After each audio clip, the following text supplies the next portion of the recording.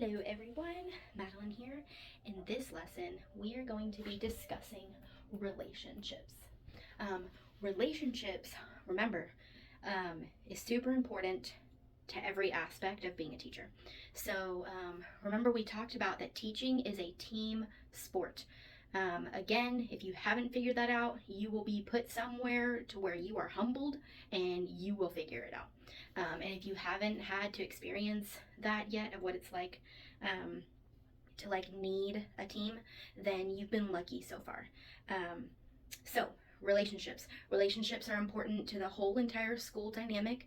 Um, Remember, because you all rely on one another, relationships are important to have with parents, but most importantly, relationships are the most vital to thrive in your classroom if you have them with your students. Listen to me when I tell you, if your students don't like you, they will not learn from you. I'm going to say that again. If your students do not like you, they will not learn from you. So, yes, if you don't build relationships from the beginning, you could have an entire year of struggle. Okay? And you may not realize what the problem is. So that's why I'm telling you ahead of time. Building relationships with your students and with the people around you and your students' parents is so important for you to be successful as a teacher.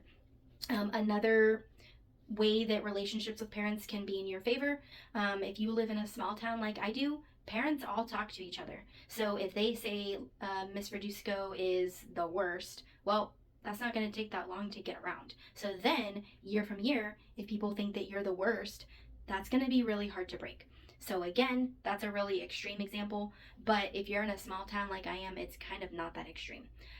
So relationships is key to build with your students, first and foremost with your students.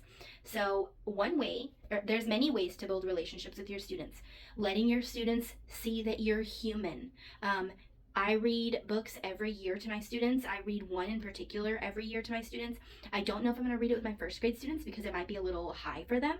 But anytime I've had third grade and above, I have read a particular book to my students every year. And guess what happens when I read the book? I cry.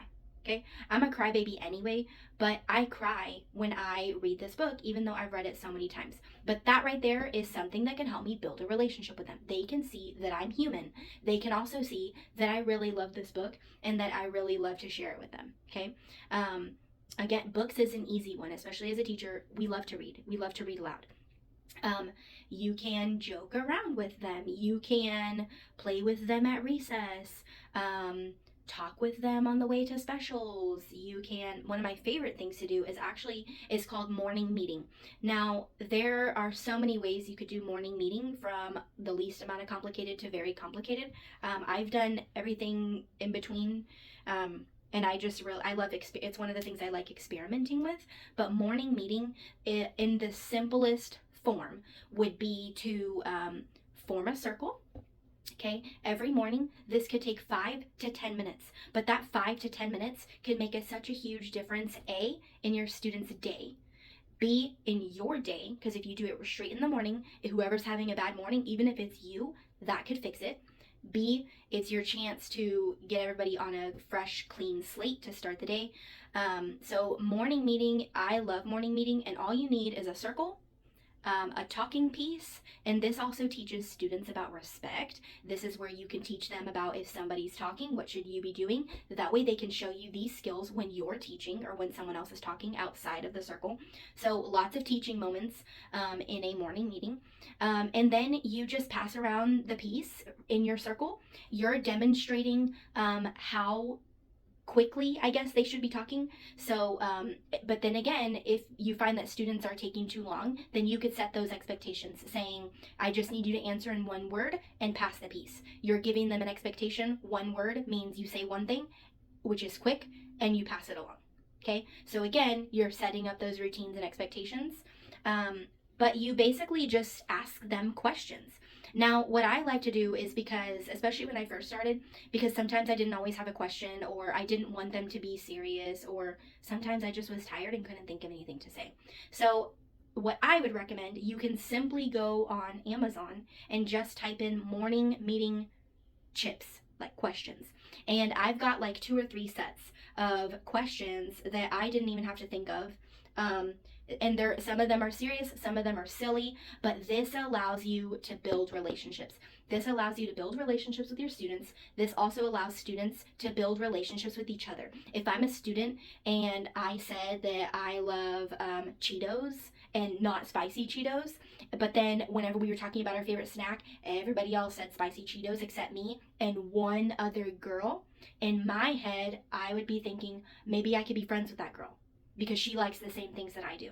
So morning meeting is a really easy thing to build relationships with your students. You'll get to find out their different color, if they have any brothers and sisters, if they have any pets, if they have both parents living at home. Now that way you're kind of like prying into their lives without feeling like you're prying. So for example, for that one, I just like to say what grown-ups live at your house. That's not saying what parents, that's not saying does your mom and dad live with you. That's just saying what grown-ups live with you at your house. And then you'll easily find who's living with mom and dad, who's only living with mom, who's only living with dad, who doesn't live with their parents at all. Maybe they live with relatives. So this easily allows you to see without feeling like you're prying and without putting people on the spot. And speaking of people putting people on the spot, you can also give an option for your students to pass. So, if we're talking about what grown-ups live with you, that could be a triggering topic, but students have an option to pass. And then maybe later on, you can follow up with that student or students. Just say, hey, I noticed you passed earlier. And then you could find a nicer way to ask, or you can just let it go if you're not comfortable doing that. But building relationships is the biggest key to being successful as a teacher. If you have any questions about this, feel free to ask. But this is what will make or break you as a teacher. This one word right here. Thanks for watching.